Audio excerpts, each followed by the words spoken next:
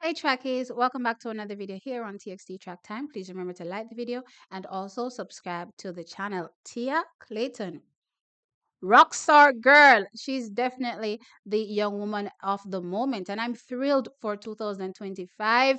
And I know she's excited as well because given how determined these athletes have come out from MVP, me know say 2025 is going to be show stopping, and I'm absolutely here for the excitement. So Tia Clayton, interestingly, last weekend ran a 7.14 seconds over the 60 meters for a new personal best in that race outdoors, right? Though World Athletics doesn't really have a separation nowadays, but I'm just saying outdoors nonetheless. And that was interestingly done in a negative 1.1, I think, meters per second wind. So I looked at that and I said to myself, hold up. I remember going into this race, I told y'all, don't underestimate T and her calls. I remember saying she had a 7.05 done. That's the fastest she's ever run outdoors, but that was done in a wind above the allowable.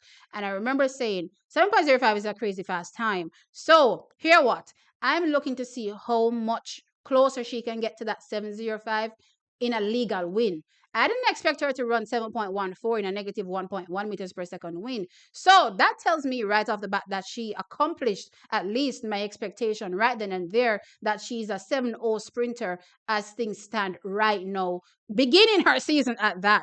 You know what I mean? So it's going to be crazy to see how much faster she will potentially get over that 60 meters once she touches indoors. I'm also expecting her to be an athlete that is looking to compete indoors as well. So we'll see how that goes once MVP, says what they're going to say about their athletes, right?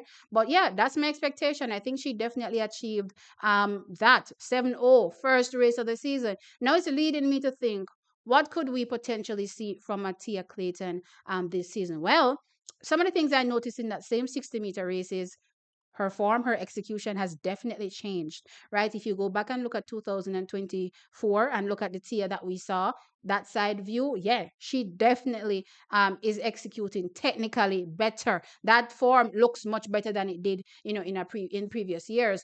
Also, I did notice that she looks like she's still adjusting to executing technically this way. I did notice something a little there that looked a little like a little adjustment happening during the race. I don't know if everybody saw it or maybe it's just me. Maybe I'm crazy. Y'all can tell me in the comment section below. But I thought I noticed a little adjustment during the race as well, which is interesting, which tells you clearly she's still learning to run this way and to still be able to execute a 7.14, as I said, in a negative 1.1 meters per second wind is quite impressive, which leads me to know the 100 meters and Tia Clayton for 2025.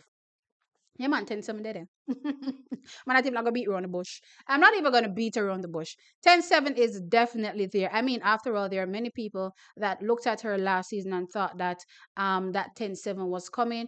It never really came for the most part. She was having difficulties putting the full race together, right? And she was only able to get to, do they just say only? Child, she ran 10.86. I'm gonna say only. Listen.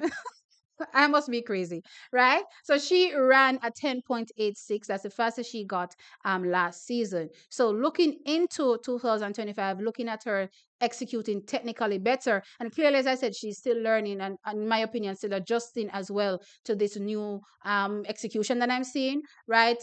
I'm intrigued to see what type of time she'll run if she gets it right, and hopefully we can see a bit more consistency as well with her executing and remaining, into that realm of, 10-8, maybe lows into 10-7s, right? That's literally my opinion, based on what I'm seeing so far with Tia Clayton. And I'm excited to see how her 2025 will go. That was an excellent race for her.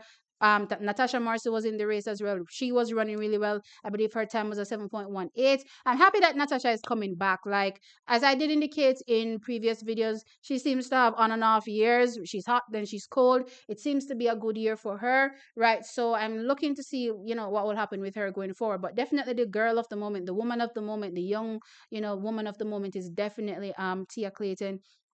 And I can definitely see a 10-7 on the horizon. If she runs that 10-7, it's going to make things very, very interesting. She made the individual team, to go to the Olympic Games last year, right? And You're looking at some more athletes that will potentially be vying as well, running, in and around the 10-7 times, maybe faster, right? To also vie for a spot. So things are going to be very, very interesting in 2025. But I think Tia is definitely up to the task, and I definitely think she's going to show up and show out. Things are already looking bright. Things are already looking absolutely bright for her, and it's just the start. World Indoors is right around the corner. I do expect her to want to take part in this event. How do I think it will go? It's really tough to judge indoors because there are a lot of people that are indoor specialists, right? They really come out during these times and they run super fast. I want to draw, a comparison between how fast that Julian has gone indoors over that 60 meters versus the Julian that we are seeing now in that 100 meters that isn't, leading the pack at 40. You know what I mean? So it's safe to say that once you're running the 60 meters like you're executing a 100 meters, you may not be able to get down to like some crazy six, nine six six nine fours, right? Like a Julian Alfred was able to do, as you're seeing her now, right? That's not the execution that we're seeing. So I'm saying this to say, with MVP, their athletes run the 60 like they're running the 100 meters. That's literally what you want, because you don't want to be changing things up, execute a 61 way and then go execute the 100 another way, right? You literally want to be executing it just like you're preparing for a 100-meter race, right? So that's what's going to happen there. What type of times will she be able to run indoors? Don't know yet, but I'm at least seeing a 7-0 low, right? That's what I'm hoping for when she gets there. But yeah, let me know your thoughts in the comment section below. One, I'm expecting Tia to be able to clock 10-7 this season. Absolutely, for sure. And I'm also looking forward to seeing what she's able to do indoors. Let me know your thoughts. Like the video, of course, and subscribe to the channel. I'll catch you in the next one. Bye.